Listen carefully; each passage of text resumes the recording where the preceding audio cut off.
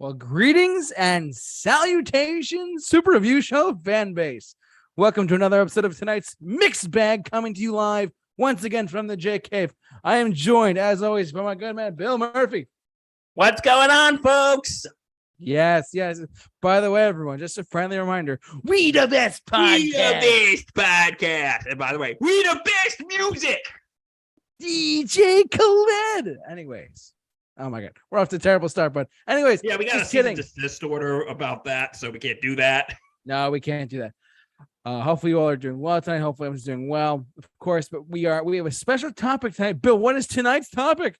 Okay, we have an interesting topic for you folks tonight. Yes. Okay, JT, I want to ask you a question. Yes, Bill. Okay, let's see if you can figure out the answer here. I'd love to. Okay, what does Gremlins, Beetlejuice, Jaws, Indiana Jones and the Temple of Doom, and Frozen, Inside Out, and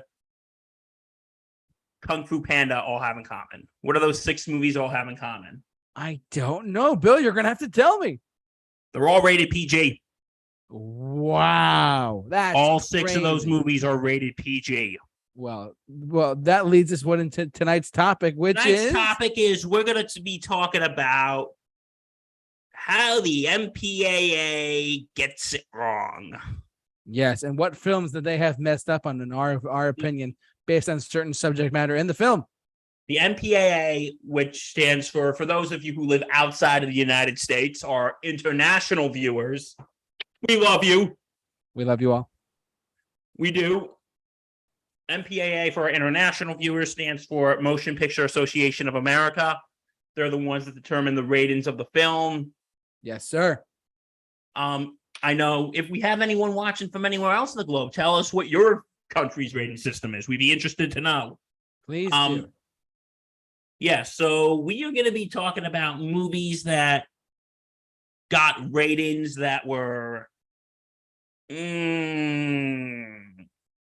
Yeah, no. This is going to be some these very interesting stuff. Say today, like the movies that we talked about, that we just told you about, and some other ones. Let's just say today they would probably be at least PG-13, if not R. Yes, correct, Bill.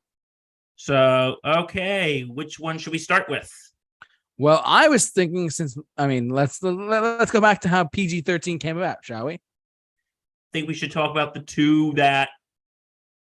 Let's talk about the 2 films that launched the movement for parents to say, we need another rating system in the U.S. Let's talk about Indiana Jones and the Temple of Doom.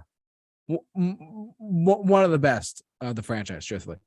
Let's talk about Temple of Doom, ladies and gentlemen. This movie, and you can share your thoughts in a sec, Bill. The film, if you have not seen the movie, Indiana Jones and the Temple of Doom, the rating on this movie is, as my screen went blank, is actually rated PG, but in reality, this movie is really a PG-13 film.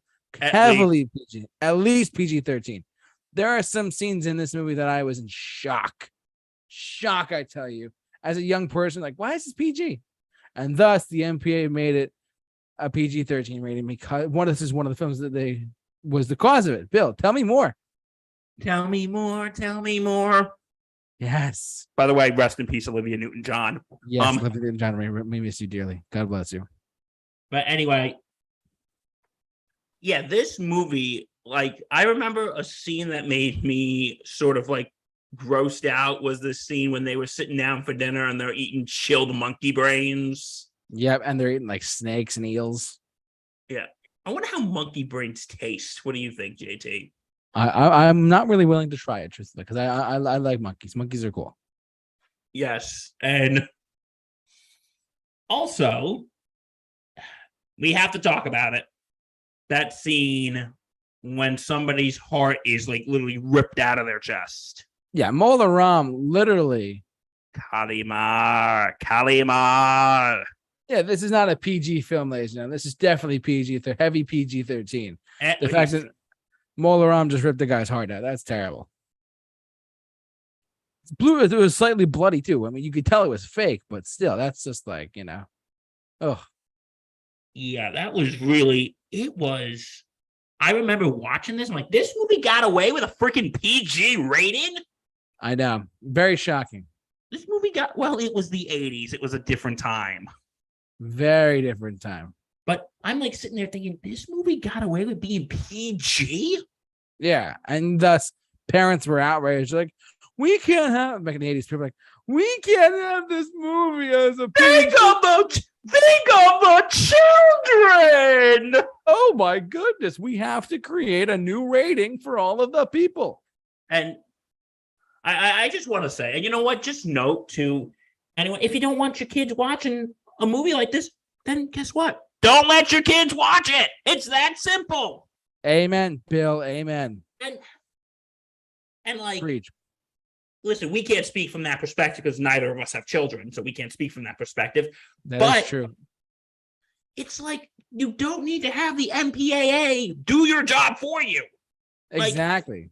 Like, if you don't want your kids to see a movie that you think is inappropriate, don't let them see it. Like, just don't literally, let them see it. Be a parent. Like, you can put in like on streaming services, you can put like I think you can put like child blocks and stuff. Actually, I just found out on Disney Plus because they're putting all the Netflix Disney shows on there, and The Punisher might be coming back, and all those other titles. Those shows are going to have parental locks on them. You can put parental locks on them. You have to do a double confirmation. Like you have to put in your stuff twice. Yeah, so the kids don't get it and then watch like if you Jessica don't Jones do it twice, you still have like everything else. But yeah, if you want to do like the Marvel shows, or like for instance, they're going to put in like Logan and Deadpool, you're gonna Deadpool and Logan are coming to Disney Plus, so those are R-rated movies. So yes, you are gonna have to put that in. So yeah, you can put parents, you can put child blocks on your streaming services. It is true, parents. If you're out there listening to us young adults, do it.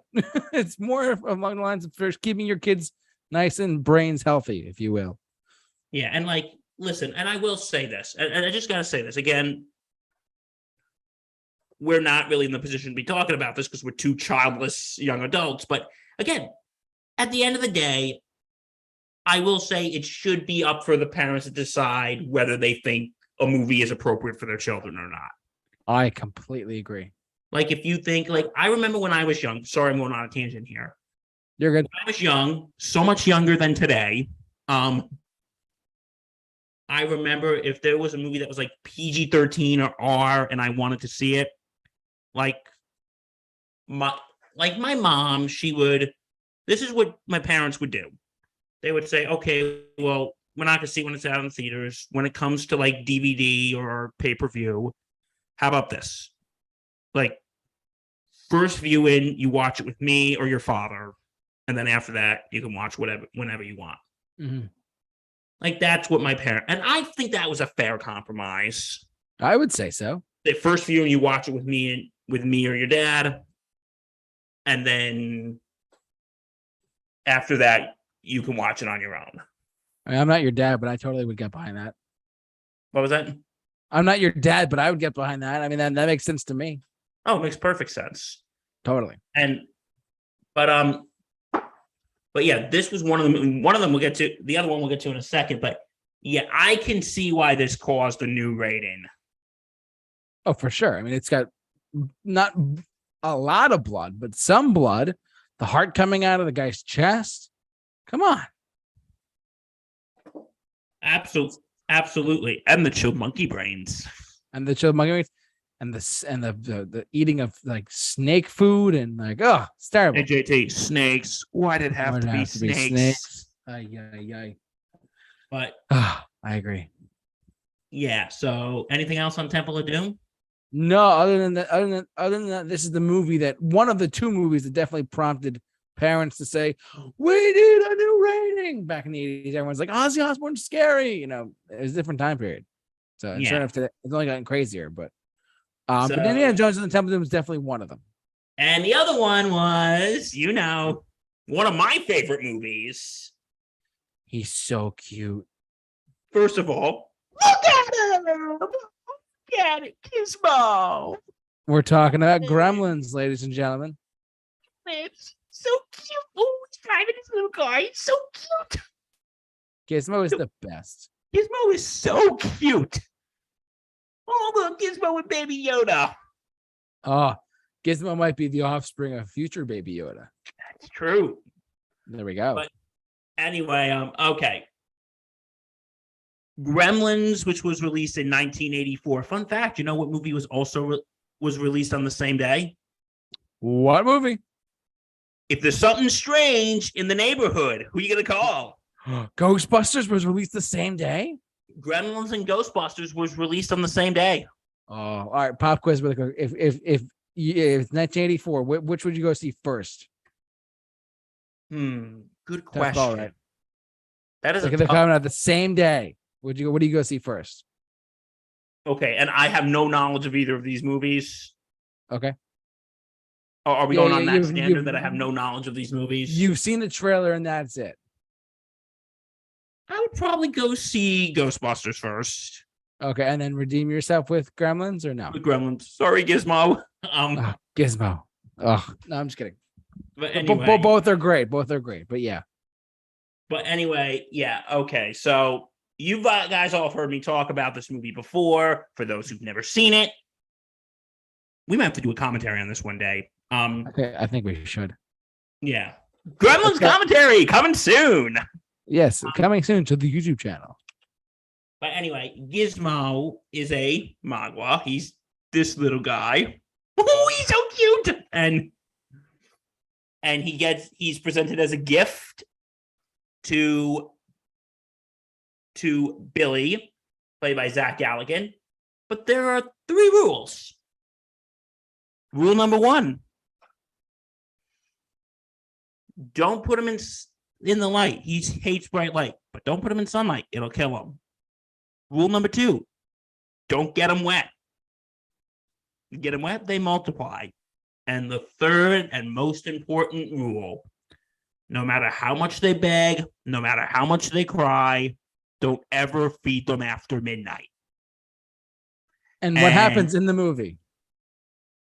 Guess how many rules they break? All 3. They break all 3 rules. And guess what happened when you especially break number 3? Oh no, Bill, what happens? This one. They become these guys. They become gremlins. Yeah, did you know originally, in the original script, Gizmo was supposed to be evil? I did not know that. This little guy was supposed to be evil. He was supposed to be evil? No. I think in the original script, he was supposed to become one of the gremlins. That's and crazy. They were supposed to terrorize the town, and the body count was actually bigger. Oh, geez, really? In the script? Yeah, in the original draft, Pete, played by Corey Feldman, Billy's friend. Okay, it's weird that a 20-something-year-old is hanging out with like a 12-year-old. That's a little strange, but yeah, a little bit. In the original script, Pete was actually supposed to die. The Gremlins was actually supposed to kill him. Oh my god! And Billy's mom was actually supposed to die. Stripe was supposed to kill her. Oh my god! Okay, and here's the scene that caused the PG-13 rating. One of them. You probably have seen this scene. Okay, after the brilliant geniuses in this movie, guys. 3 rules. How dense do you have to be to not listen to these damn rules? They're easy to follow. Don't put them in sunlight. Don't get them wet. Don't feed them after midnight. But you know what? What's weird though? When can you feed them? Once you think about it, JT, when can you feed them? During the day? That's a good point, because I'd probably say about noon. And they have that 12-hour window. Oh, yeah, I'd say noon. I think noon is a good time for them to start eating. I agree. But anyway, but no, there was a scene like when a bunch of the Magwas who got wet and they ate, and Gizmo was the only one who didn't eat after midnight because he's a good boy. But anyway, he's a good boy. He's a good Magua. But anyway, I love that scene when they show the cocoons and his cute little voice. Uh-oh. And so anyway, they take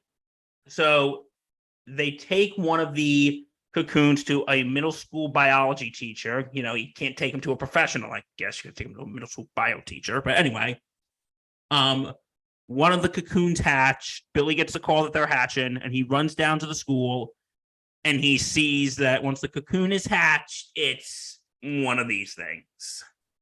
Oh boy. And then he calls his mom. Mom, they've hatched. Get out of the house. And then you hear the record, because it takes place during Christmas. You hear the song, "Do you hear what I hear?" And then it's like, "Oh, what? I didn't put the record player on." And then you see the gremlin sitting there eating the cookies that Billy's mom made. And then he starts throwing dishes at her. And then she starts like stabbing him. And then she throws her, and then she throws him into a microwave, puts the microwave on, the gremlin explodes in the microwave. And then there's a scene, Billy comes home, gremlin pops out of the Christmas tree and starts attacking him. The new movie, When Christmas Trees Attack. Doesn't that sound like a new holiday classic, JT? When Christmas Trees Attack.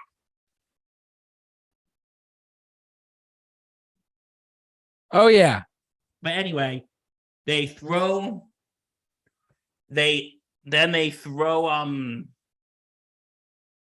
then he throws one of the gremlins into the fireplace, and it burns off his skin. And, the gremlins do other mischievous things. About 99.9% of them not legal in a decent society. Yeah. Not like they have these older people who are friends of theirs.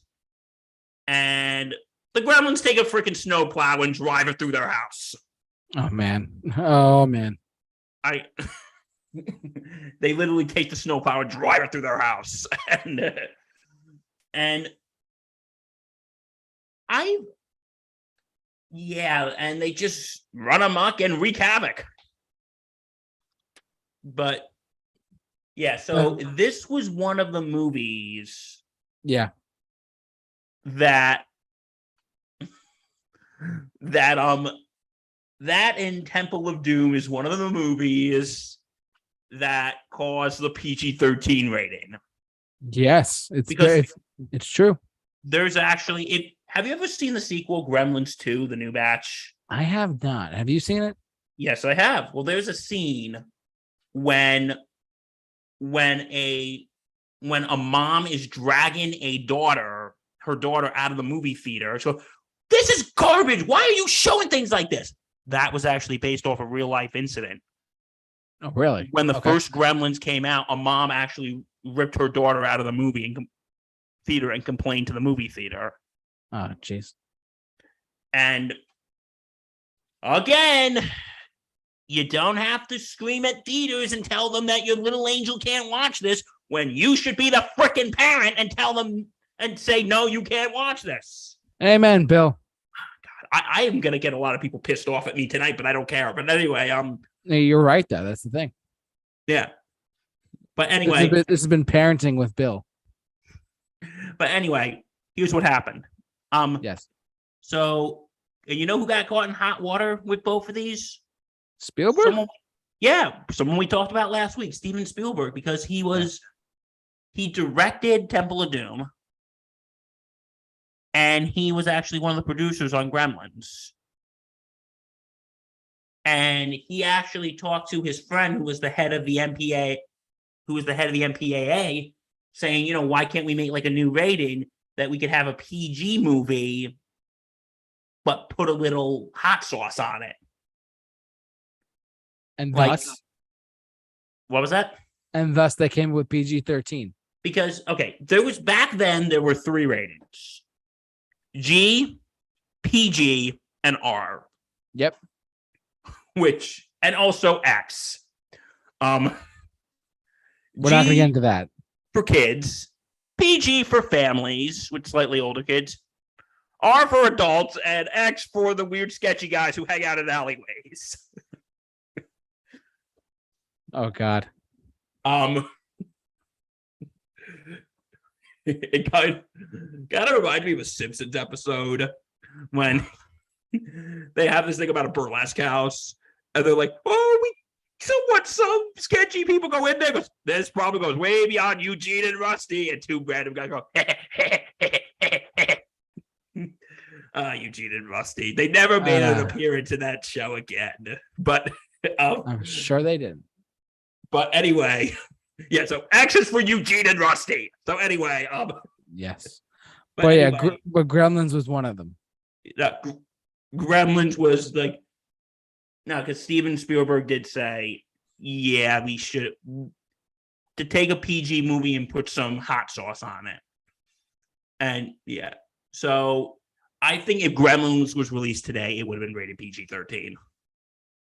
I think so too. I definitely think if it was rated today, it would have been rated that too. And plus, I got to do it. Look at him! Look at him! So cute. He's so cute. So cute. Look at him. What's not to love about Gizmo? I remember there was this one scene before we move on. There was actually this in when Billy is introducing Gizmo to Corey Feldman's character, he's going cute, and Gizmo's like rolling his eyes. Yeah, I've been told that before. And but yeah, you know what? Why hasn't Gizmo and the Secret of Mogwai not come out on HBO Max yet? HBO Max, get on it. Get on that HBO Max. But anyway, yeah, but this was the first. These were the first 2 PG-13 movies. Well, the first movies to prompt PG-13, yeah. This was the first movies to prompt it. But you know what? Another movie should have prompted it. Which movie was that, Bill? That came out about 10 years prior to these movies. Well, 9 years. Are we talking about that movie? The movie that shut down a whole summer activity. It cut off swimming, ladies and gentlemen. Swimming! Nobody went swimming when they saw this movie. When they saw Jaws in theaters, no one went swimming at all. Thanks, Dad. No one went swimming. We weren't alive during this time, so we can't speak to the matter, but... And plug for our Jaws movie commentary on our YouTube channel. Check it out. JT, I think we're going to need a bigger boat. I think we're going to need a bigger podcast audience. Shout out to everyone out there. We love you. We all love you. And you know what? To make our audience bigger, tell your friends. Tell their friends. Tell everyone. Tell your cats, dogs, and hermit crabs alike that we are on YouTube. And Mogwas, if those are real, and if you have one, you are awesome. And two, tell them. And 3, don't beat them after midnight. But anyway, but Jaws. When we were watching this commentary, a lot of us were sitting there thinking, yeah, how did this movie get away with PG? Like, oh, there's a scene when the shark pops out and eats that little boy. There's blood, there's man. Blood. Yeah, it would have been rated R today, but why wasn't it rated R? That's a bigger question. You know what? With all questions come answers. Onward to Google. Google! Free information! Wikipedia. Okay, are you looking at it now, or? I'll put it up. But Jaws, we're on the Wikipedia page because we don't want to go to any other websites. Jaws, I don't know why it was rated PG in theaters, but why was it not rated R? That's so crazy. As it says here, I'm gonna just read this for a second. They're on the just for those who are listening to us, we're on the Wikipedia page right now, and we're just talking about how, like the audience response to the film and whatnot. It said, quote, while in theaters, the film has said to have caused a single case of cinematic neurosis in a 17-year-old female viewer. Cinematic neurosis is a condition where the viewer exhibits mental health disturbances or a worsening of existing mental health disturbances after viewing a film. Interesting. The symptoms first presented itself as sleep and disturbances and anxiety, but one day later, the patient was screaming, "Shark, shark, sharks," and experiencing convulsions. This case study became notable in the medical community alongside The Exorcist, great movie, for causing stress reactions to its viewers, and was later used in a study with Brian R. Johnson, not from AC/DC, not that guy, but to test how susceptible audiences were to cinematic stress inducers. His study found that stress could be induced by cinema segments to the general population, and Jaws specifically caused stress reactions in its viewers. While Johnson could not find an exact cause for the stress and response in viewers, whether to be the suspense, the gore, the music production, a 1986 study by G. Sparks found that particularly violent films, including Jaws, tended to be the most intense reaction for viewers. So to me, I think, given the subject matter of like a shark, trying to basically a killer shark thing. I mean, you're talking about some seriously scary stuff. But what was the MPAA thinking by making this a PG movie? That is beyond me, ladies and gentlemen. Remember, it shut down a whole summer activity. Like literally, my dad, plug for my dad, we love you, but my dad was he was born 1971. He was 4 or 5 years old when Jaws, when it was big around the world, right? You think about this for 1 second, ladies and gentlemen. The fact that this one movie shut down an entire recreational sport known as swimming. Nobody went in the water after this movie. No one went swimming, ladies and gentlemen. No one went swimming after this movie. How we got a PG-13 rating is beyond me. A PG rating is beyond me, excuse me. Because a guy,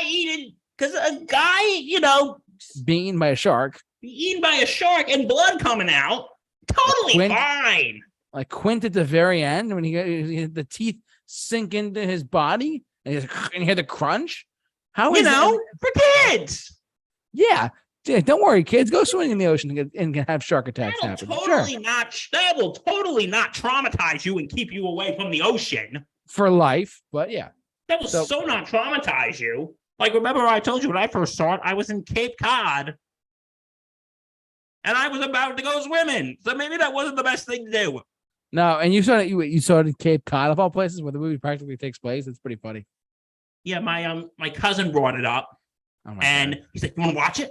I'm like, "Sure." I'll be honest, I wasn't like terrified. I did end up going swimming, but I kind of walked to the water a little slower. I'm like, "Oh my god, some shark gonna come out and." I mean, but you think at the very end of the movie where like before the shark actually attacks. What's his face? Brody, we did a movie commentary on. And the fact that like the shark is huge. It's like 25 feet long. It's attacking the boat. I mean, that's a little fictitious at the same time. But you got to admit that that's pretty for PG. I mean, that's just scary. Like, that's ridiculous.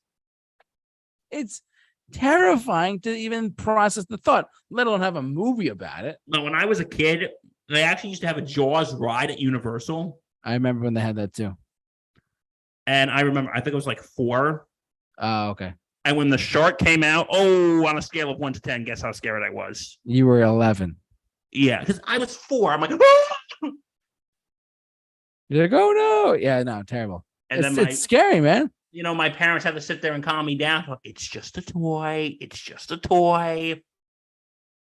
I mean, it's like, but the part that nowadays, I feel like if it was Jaws was released today, it'd be a PG-13, a hard PG-13. But but for blood purposes, for the blood actually coming out of certain people, having the shark like eat people and have blood everywhere, that's terrifying. I mean, how could you not make it rated R back in the 70s when it was the 1970s of all time too? The 80s were one thing, but the 70s, oh my God. It was the 70s, folks. And there was disco, there was John Travolta, and there was Jaws. Let's be real. People didn't go swimming. People didn't go swimming because of Jaws. That's how terrifying this movie is. But why did it got a PG-13 rating? I have no idea. That's ridiculous. So, I don't know. That's me. And I loved, even though I didn't see Jaws 2 and I heard it sucked. I heard it was decent, but yeah. I love the tagline, though. Just when you thought it was safe to go back in the water. I'm dead. And that actually is pretty funny. But yeah, but you know what? If you watched our commentary, I made jokes like when they're out of the boat and the shark just swimming around. Would you guys leave me alone? I'm just going out for my midday swim. I'm not eating anybody. I'm just going out for my midday swim. And then, okay, I'm sorry. You pushed me to it. Brucey. And then I said fish are friends. People, they're fair game. I mean, and then like, I can't eat you guys. My doctor said I gotta watch. My shark doctor says I gotta watch my weight. Gotta keep up my shark bod. It's beach season. I mean, if you really think about this for one sec, this thing is a eating machine. I mean, one of the best lines in the movie. Son of a man is like ringing the dinner bell. Yeah, literally. He's probably thinking, thank you, dumbass mayor. You gave me a whole buffet. I'm so happy. I know. It's anyway. We did a lot of we talked a lot about this in our movie commentary. Check it out on our YouTube channel. Yeah, but again, I don't know how it's beyond me that, and this was before Gremlins and Temple of Doom. This is like 8 or 9 years prior to that. And Spielberg is involved in this again. He's involved in everything. Spielberg might be involved with a lot of different stuff, guys. Does Spielberg secretly owns part of the Super Review Show? No, he doesn't. Don't worry. Okay. I made sure of that. Yeah, because last week we did our top Steven Spielberg movies, and this was on the list. Now let's get out of the Spielberg world for a minute. And there is a movie that I'm surprised once you think about it. Got away with a PG-13 rating. Got away with a PG rating. Which one was? This is the work of Mr. Tim Burton. Okay. And okay, I'll give you a hint. Shake, shake, shake, Sinatra. Shake your body, right? Work, work, work, Sinatra. Work it all the time. That's a great song. Yeah. Beetlejuice.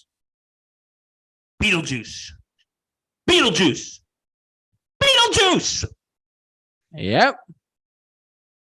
Do tell, Bill. Have you seen Beetlejuice? I have, but I'd like you to go off on this one. This was before Michael Keaton became the Caped Crusader. Yes, before Michael Keaton became Batman. JT, it's showtime. Yeah. Yeah, but you know what? Like, this movie, I'm surprised this movie got a PG rating. Me too. Like, there is a scene in which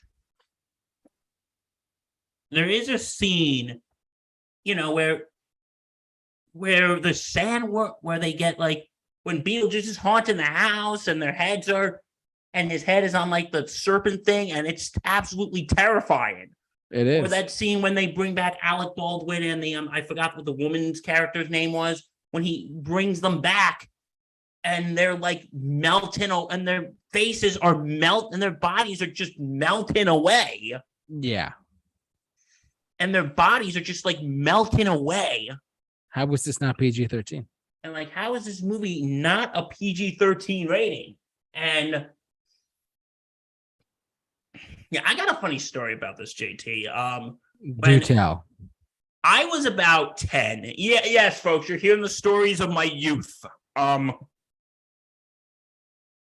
Anyway, I was about 10 years old, and I was over my buddy's house, and we were all I was there with my brother, my mom, my parents, and my brothers, not my friends, sisters, and we were looking for a movie to watch. We found Beetlejuice. They're like, we want to watch Beetlejuice. I'm like, would you guys rather watch Cheaper by the Dozen? Oh no, we want to watch Beetlejuice. It's pretty scary. My mom was okay, but if you have nightmares tonight, don't come crying to me. I told you not to watch it. But watching it again years later, I'm like, I watched this as a kid. Yeah, right. And and okay, we just want to say, and I should have said this in the beginning, we're not knocking the quality of these movies. No, not at all. We're just saying these movies just got the wrong rating. Yeah. But there's also there's like a lot of sex jokes in here too. Yeah, that could have pushed it a lot more too. And do. Oh, love the score in this movie though. It is a good score. And what was I saying? Oh yeah. So this movie was, so you had the serpent scene, you had the couple melting away, and you're like thinking this movie got away with a PG rating. And you know what? You know how this movie would definitely be PG-13 today? How? Okay, this was the 80s. Of course. And standards were different back then. Yes. This movie has the F word in it. It does. You know what I'm talking about. I do. But please elaborate. That scene when he was supposed to do something and they said his name 3 times back, and then he's like just yelling and he goes, "Nice fucking model." Yeah. And that's a hard PG-13 right there. Okay, now here's what you got to know about profanity. Back then, you could say the F word and still get away with a PG rating. Yeah. Nowadays, if your movie had the F word, it's now one F word. It's now an automatically PG-13. It's now automatically PG-13. Yes. Okay. God, I wish Justin was here tonight. He knows more about this, but I'm going to give it a shot. Agree. Go ahead. This is for Dr. Favaro, and guess who this is for? Because it's always for this. It's always for Dr. Matt Hemsley? It's always for Dr. Matt Hemsley. But mainly this is for Dr. Favaro. No offense to Dr. Hemsley. But anyway. Yes, do tell. I think it is, and I could be wrong, I think it's 2 F words as long as, okay, for PG-13, I think you're allowed up to 3, maybe 4, as long as they're not sexual. Okay. As long as they have nothing to do with sex. Yeah. I think if it's R, I think you're allowed maybe 2, or 1 if it's a sexual reference. I could be wrong. Okay. Yeah, but you know what annoys me, and we'll get into this a little bit. Movies that are R-rated just for language, that just annoys the hell out of me. But I agree. Now, because there are more PG-13 movies that I've said that have more violence in it than R movies, but yet there are movies that get away with just an R rating. That get R rated for language. Yeah, but this movie, because aside from the language, I think again this movie would have been at least PG-13 today. Oh, totally. Yeah. No offense to Michael Keaton and Tim Burton.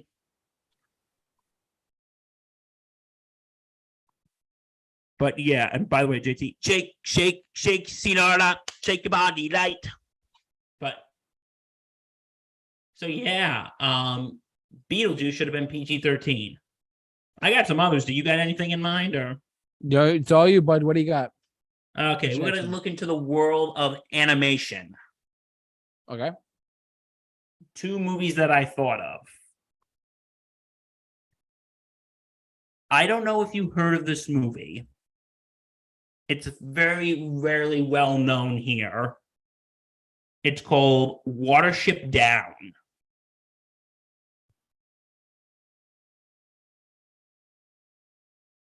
What is it called? Watership Down. Okay. I've never heard of this. Go ahead. Okay, this was made in the 70s or the 80s. Oh my Apparently God. there's a Netflix version of it now. Even better. This movie is about it's about the fiercest creature in the woods. The killer rabbit? It's about bunnies. Okay. Oh, look at the bunnies. Look at these. Rabbits. But anyway, they're trying to. Okay, I haven't seen this movie, but I've seen a few chunks of it and I've read about what it's about. They're trying to get to this other part so they can find rabbit chicks so they can mate because they're all dudes. Oh my God. Okay. Yeah, rabbit sex, for kids. Totally. We're family friendly here. Don't worry. But then they get with this guy named General Woundwort, who is like this. He has like this evil rabbit army, and they literally kill each other, and they show rabbits dying in gruesome ways. That sounds terrifying. And this movie got away with a PG rating. What year did it come out? Give me uno momento, por favor. It came out in 1978. 78. What? I've never heard of this. And also, you want to know something stranger? Because this movie is British made. This movie is made by our good friends in Britain. Yes, shout out to all you Brits out there. We all love you, UK folks. You guys are awesome. Yes. This movie was rated. Yeah, click on that right there. Click on that. No, the one next to it. This one. Oh my God. What? What do you see here? For those who are listening, you won't be able to see this, but if you just Google Watership Down, it's a bunch of bunnies killing each other. And the land is rubbing with blood. Oh, it's terrifying. Okay, anyway, what I was saying, over in the UK, this movie got rated U, which is basically the UK equivalent to RG. How? Well, the Brits tend to be a little more lax on things. Because here's what I always admire about the Brits. Here's what I admire about the Brits. Their mentality when it comes to TV show, and it, when there's like, because if you ever watched British television, they straight up say the F word. They don't bleep it out. Yeah, they're a little bit different over there. Like their mentality is, if you don't like it, change the channel. Yeah, exactly. Which is something we should adapt over here. But their case is, if you don't like it, change the channel. But yeah, this movie was the UK equivalent of G. That is unheard of. That movie, yeah. So anyway, what I was saying about one time the UK, I want to say this was like, I don't know, 3-4 years ago. Okay. And this actually gained a lot of controversy. This movie aired on British Channel 5 for Easter Sunday. That's even worse, dude. Why do you say that's even worse? I mean, as you're listening, you won't be able to see this, but just look at the context of this stuff. It's ridiculous. It's like killer rabbits. The kids are they're probably all saying, "Ooh, a movie about bunnies, so appropriate for Easter. Come on, let's get the kids together. Let's watch it." Exactly. One viewing later.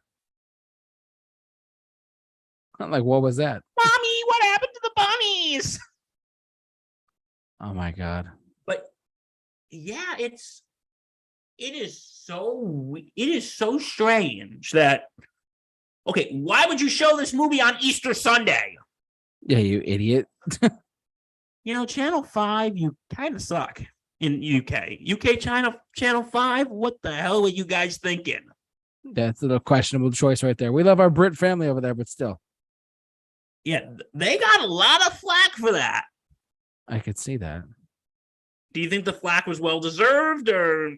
I would say so. I mean, I haven't seen the movie, but I would say so based on the context of what I'm looking at here. Yeah, so I think this teaches a very important lesson. You know what that important lesson is? Not all bunnies are cute. Yeah. There's just like the tagline for this movie says, "All the world will be your enemy, prince of 1,000 enemies. And when they catch you, they will kill you. But first, they must catch you." That's terrifying. That is absolutely terrifying, isn't it? Oh my God. This is awful. This is like absolutely. Yeah, this is questionable. Yeah. If anyone listening has really young kids, don't show this to them. Yeah, don't ever with this. We're a kid friendly show, but don't ever show your kids this. Yeah, because they might be cute little bunnies. Yeah, like be decent, please. Like, and yeah, so oh my yeah, God. I don't know what they were thinking when they gave this a PG rating. I agree, bud. I agree. Okay, and here's another one, and this one we're actually going into the wonderful world of the mouse. Disney? What do we got? One of my favorite Disney animated movies. No, it's not that one. Which one? Hunchback of Notre Dame. We're talking about that? Yeah. What happened with this one? Okay, first of all, I haven't talked about this movie on this channel in a while, so it's been a while. And it's your favorite Disney movie too? Well, I would say it's a toss-up between the one that and the one you absolutely can't stand. Oh my God. But go on. Okay. So this movie is based off of the Victor Hugo novel, The Hunchback of Notre Dame. And okay, for those of you who are literary snobs, you never know, JT, we could have some snobs watching. We might. The book is like much, much, much darker. Okay. Like the book was actually about the corrupting influence of the Catholic Church. Oh, really? Yeah, because here's like some differences between the book and the movie before I get into it. Like Frollo in the book, okay, in the movie, he's portrayed as like the epitome of evil. Okay. In the book, he's more of like a anti-hero. Mm-hmm. Mm-hmm. If that makes sense. Yeah, that makes sense. Like he has his issues, like he is more friendly to Quasimodo in the book. Yeah. Because I think in the book, and I could be wrong, it was either in the book or in some stage adaptation. Quasimodo in the book or in that stage adaptation is actually Frollo's nephew. Mm. But in the movie, Frollo is cold-hearted, evil. Like, okay, the plot of Disney's Hunchback of Notre Dame is when Quasimodo was a baby, he's brought into Paris by his mom and some gypsies, and then there was a trap by Frollo, and the mom is trying to run, and she gets to the cathedral. She's like, "Sanctuary, help me!" And then Frollo doesn't know what she's hiding. He'll give it to me. He goes, "No!" He takes it, pushes her down. She ends up breaking her neck and dying. This is all G-rated, by the way, may I remind you. Oh, my God. Okay. And then he goes, what do we... And he hears Quasi crying, a baby. And he looks at him and he goes, a monster. You know what he's about to do? What? He is literally about to go to a well and drown the baby. Oh, my God. And this is all Can G-rated, too? Believe this movie got away with a G rating. That's terrifying. And then it's like, okay, with the best opening number in Disney music history, the song The Bells of Notre Dame. There you go. I love this. That fucking choir is fucking amazing. It's like you hear that choir,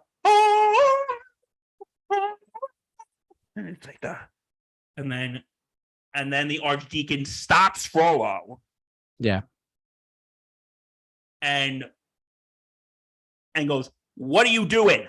And he goes, this baby is a demon spawn. I'm sending it back to hell where it belongs. Oh my God. And then through a musical number, the Archdeacon says, as your penance, and he goes, you can lie to yourself. And he points to the statues of the saints. And he said, that God's watching. And saying, when you die, I don't think the big man up there is going to look too kindly on this. I don't think he's going to look too kindly on drowning an infant. I agree. So? No, I agree with you on that. Too kindly on that. Nope, not at all. And then the Archdeacon basically says, as your penance, you must take care of the child and raise him as your own. Oh my God. And then he goes, fine, but let him live here in the church. And Clopin, who is the sort of the narrator, goes, and Frollo gave the child a cruel name, a name that means half-formed. Quasimodo. Apparently, Quasimodo means half-formed. Okay. But, so then he's stuck up in the bell tower for years. And, yeah, but, and though I love this movie, it's one of my favorite Disney movies, but watching this, I can't believe this got away with a G rating. Like, okay, and these, first of all, these are mild things. This was the first movie the first Disney animated movie that had a swear word in it. Really? It's not a big one. It was damn. It's still something. When he's going through the alphabet, when he's like saying D, going damnation. Oh, I see. And then he's like, it was the first Disney movie to have the word damn in it. That's crazy. And also use of the word hell. And you know what? And it's not just that. There's also a lot of violent depictions. Yeah, we just told you, a judge who claims to be a religious man was about to commit infanticide. But there, and this is not too bad. Like, there is a scene when they're at the Festival of Fools. Mm-hmm.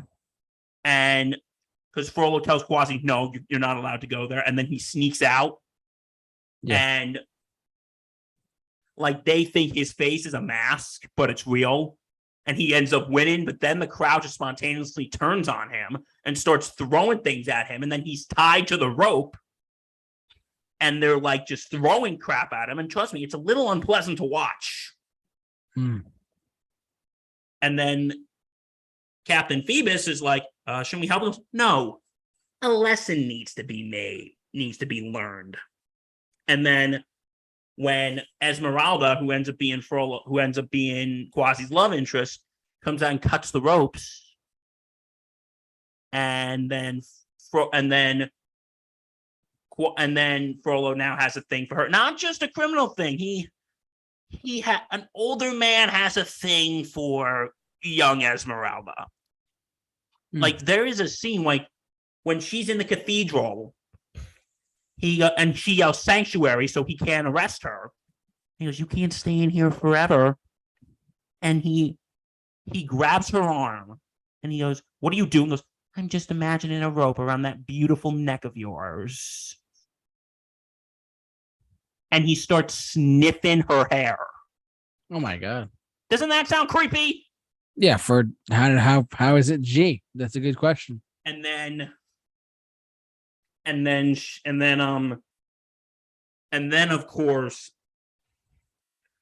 the best villain song in Disney history. It is a song called Hellfire. Hellfire. Like, okay, like I will backtrack this a little bit. There is a song before it. It's called Heaven's Light, which is sung by Quasimodo, and they use the same melody, except Heaven's Light is in a major key and Hellfire's in a minor key. And Okay. what I find interesting, because Heaven's Light is singing about how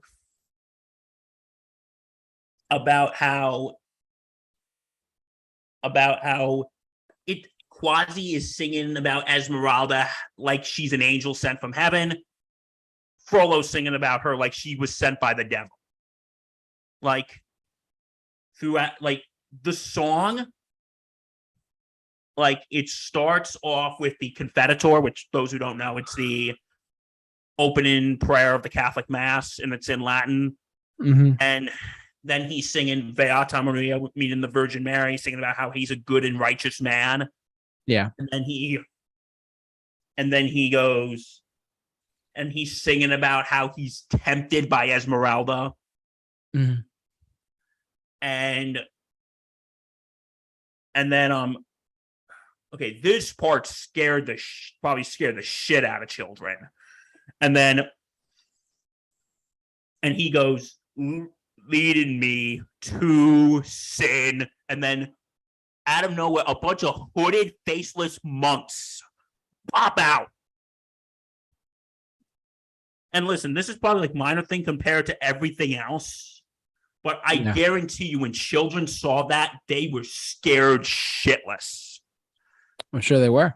Like Quasimodo's, no, Frollo's like, "It's not my fault," and the choir's like, "Eat all it," is like singing back to him in Latin, "I'm not to blame," and then he goes, and then they're like singing back to him, "But it is the gypsy girl to which you set this from me, and then he says, and in the end of the song, he says, "Destroy Esmeralda and let her face the fires of hell." Mm-hmm. For kids. Yeah, right, kids. Or else let her be mine and mine alone. Mm. And yeah,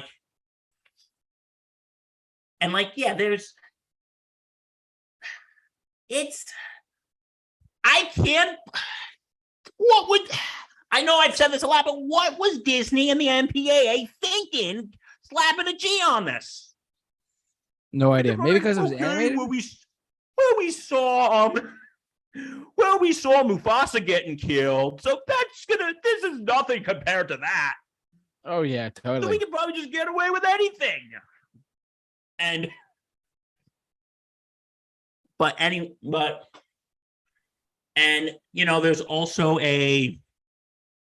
There's also a scene when Phoebus, who is Frollo's captain of the guard and Esmeralda's real love interest, does ask Quasimodo to go with him to find her, and they go to the gypsy thing, and a bunch of these gypsies come out, and they have like these skeleton heads, and Clopan, who is like the narrator, is singing this song called "The Court of Miracles." Mm-hmm. And the end of the song is, "Here in the Court of Miracles, it's a miracle if you ever get out." And they're about to hang Phoebus and Quasimodo. Oh my God. And then of course there's I'm sorry I'm going on and on about this, but but when Frollo finds him and he's about to execute Esmeralda, and Quasi's literally tied up in the bell tower. Yeah. And Frollo, being the creepy bastard he is, goes, "The time has come, Gypsy. but you know what? I can still save you. Going, I can save you from the fires of this world and the next. In other words, just fuck me and I won't kill you. No. That's the translation there, folks. Have sex with me and we're good. We're going off tonight, ladies and gentlemen. What was that? We're going off tonight. That's not creepy at all, is it, JT? No, of course not. Sarcastic. An older man going after, I don't know how old Esmeralda's supposed to be. Tell them to basically have sex with him. That's ridiculous. Totally not creepy. No, not at all. And then Quasimodo breaks out of the bell tower, saves Esmeralda, and is yelling, "Sanctuary!" And the crowd's like, yeah, like, "Sanctuary!" And then Frollo, and then Quasi thinks Esmeralda has died, and Frollo is there to comfort him. And then Quasi takes Frollo's sword and tries to kill him. And then Esmeralda's alive. Frollo takes the sword, and then he's like trying to kill them, and then this is like the thing that reveals everything when he goes, I know you would save her, just like your mother did when she tried to save you. Okay, throughout the movie, though, Frollo kind of lied to Quasimodo and said that his mother abandoned him, which was in the book, actually. Like, Frollo did act, Quasi's mom in the book abandoned him. That was in the book. But anyway, he says, and he goes, "What?" And he goes, "I'm now going to do to you what I should have done 20 years ago. Remember? He was going to drown him. Remember that?" Yeah. And what's so symbolic is how Frollo dies. The place is burning down. Yeah. And his last words, he's about to kill Quasi and Esmeralda, and his words are, "And he shall smite the wicked and throw them into the fiery pit." And he basically loses his balance and he falls down in the flames. You get the symbolism there? Oh, yeah. That he's burning in hell. Yeah. But yeah, sorry I went through a whole doctoral thesis on this movie. But anyway, it's all good. This movie got away with a G, not a PG, a G rating. One of the few movies I can think of with a G rating.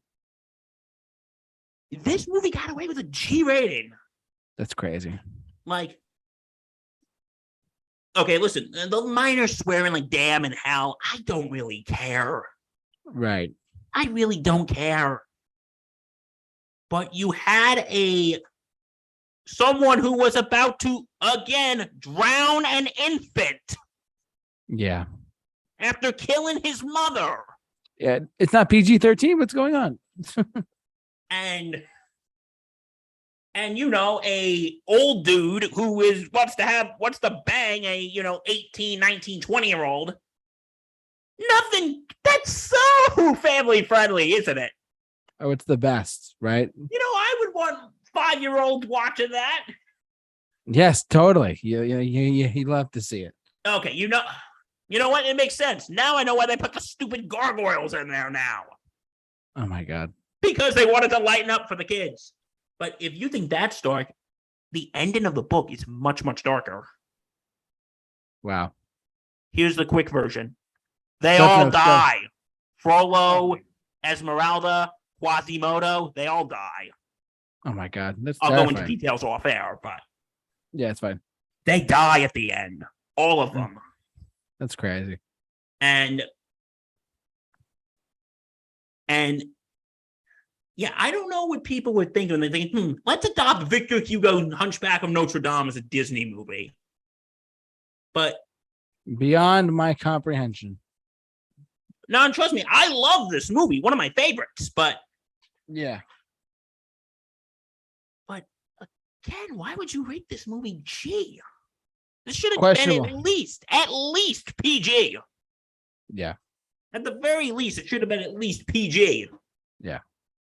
But yeah, so yeah.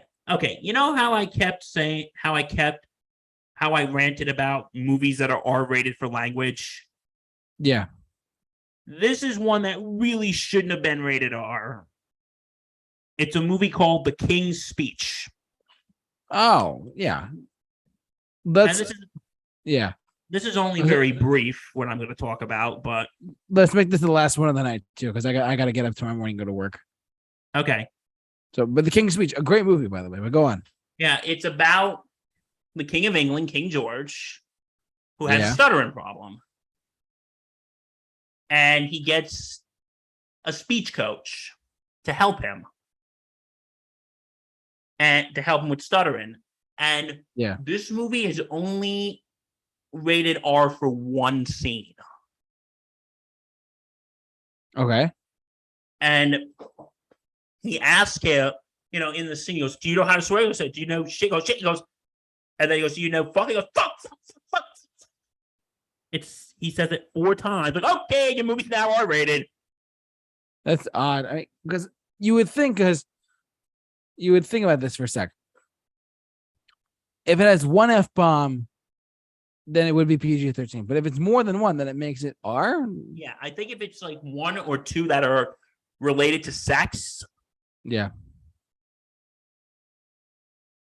then they are rated. And this had nothing to do with sex. But, and again, what pisses me off is you have movies like, again, you know, sharks freaking eating people into waters of blood. Yeah. And that's they get away with PG rating. Again, I understand, different time. But still. And you get like a lot of these like PG-13 movies that have more violence than R-rated movies that get away with a PG-13 rating. But yet someone who says the F word 4 times, R-rated. It's not really. It's actually a really good movie too. It's really powerful. And what planet does this make sense on? No, it shouldn't. I mean, it should have been PG. It should have been a really, really hard PG-13 because of the language. That's all it is. You know, they actually re-released the movie to a PG-13 cut. I didn't know that. But you know how they did that? How? They took that scene. They only had him say fuck once, and the other 3 fucks were shits. See, that's if they did that in the theatrical release, the original one, it probably would have been PG-13. Yeah, because they wanted, but you know, they actually had a very good reason for doing that, though. Why was that? Because they wanted to have the audience to be, you know, they wanted this to attract young people who were struggling with stuttering. Yeah. Who were struggling with stuttering and speech impediments. Mm-hmm. They wanted this movie to inspire them. Interesting. Okay. And people, if we have anyone out there who stutters or speech impediments, he was King of England, and he stuttered. He was the King of England. And you know who else had who had a stuttering thing growing up? Who? The President of the United States, Joseph R. Biden. Wow, that's right. I forgot about that. He had a stutter problem. Not getting political here, but he had a stuttering issue growing up. Yeah. So it happens to everyone. But they put a PG-13 rating on this so they could have young people. So they could have young people, you know, show up to the theater. So yeah, but you know, this is a thing that really annoys me when you have movies that are so violent, they get PG-13 ratings, but yet something like this, we're just saying the F word 4 times, boom, R rating. Like, it's questionable. Like, why was saying, like, I'll give you another example, like the movie Venom, in which Venom freaking eats people, gets away with a PG-13 rating. Yeah, I was surprised at that. And by the way, on a side note, because I know you want to get going here, Venom should have been rated R. They should not have toned it down. No, they definitely should have. You're right. They should have let Venom be Venom. But that's a whole nother rant for a different day. That's a conversation for another time. And about, 4 bottles of tequila. There you go. Okay, so anything else? Or you, or in the words of Dungeons and Dragons, there's nothing else to say? There's nothing else to say here, my guy. I want to thank Bill, as always, for doing this with me. Bill, you are the bomb. Always a pleasure. Thank you so much. And by the way, you have a podcast? Don't forget to check out the Sports Insanity podcast on the Sports Insanity Network, in which I'm going to be, and don't forget to talk about my vlog. Don't forget to check out my vlogs, which I am finishing up the ESPN series, The Captain. Yes. And also, couple weeks, busy season starts. So yeah, get ready. Football's coming up. When football season starts, don't forget to check out all of our exciting football shows, such as Thursday Night Gridiron, which is on Thursdays. I think around 7 we're doing it. And don't forget to check out the Sunday Sideline Report on Sundays at 10, both on our YouTube channel, Sports Insanity Network. And don't forget to check out wherever the Sports Insanity podcast, wherever you get your podcast. They do such a good job over there. I'm lucky that I can even call myself a fan of theirs. They're just nothing short of incredible over there. We love them. Go Sports Insanity Network. You guys, they go insane, so you don't have to. Exactly. So, I want to thank you. I want to thank you, of course, for watching and listening. However you enjoyed us tonight. But for all of us here at the Super Review Show, I'm the J-Man, and we're Bill. And we'll see you guys next week for an episode of Mixed X. So stay safe. You will be here next week. Oh, that's right. Oh my God. So sorry, everyone. I completely forgot. Bill is going to do the show next week because me and my lovely girlfriend, Molly, will be going to see the Red Hot Chili Peppers next Wednesday night. So Bill is all by himself next week, but not all by himself. He has a special guest. In the words of John Lennon and Paul McCartney, I'm gonna have a little help from my friends. Yes. He's gonna have a very, very good help on the channel here. My friend, our very dear friend, Dr. Justin Favara will be here. Yes. And possibly, I'm not 100% sure yet, but my friend Allie, you might remember her from our top 10 SpongeBob episodes. Yes, go Allie, we miss you. They're both going to be on. We're going to be doing a top 10, and I'm not giving away too much detail. Not yet. Except I'll give you this one hint. We are doing a top 10 of a TV show. Yes. But it's not going to be SpongeBob. It's something that's going to be a little more for grown-ups. Yes, it's a grown-up top 10 show. But don't worry, they'll do it next week. No worries. All right, guys. I'll see you next week. Yes. And then like the week after, I won't be here. So, JT, this is the last time for 2 weeks that we're going to be together. Oh, my God. How are we going to survive without each other? No, we're going to wait till not next week, but the week after. But the week after that, we're not going to be together again till the 31st. How are we going to survive without each other? But don't worry, ladies and gentlemen. We're back together. We'll be hitting it back out with Mixed Bag, and we'll see you guys then. Don't worry. So, for all of us here at the Super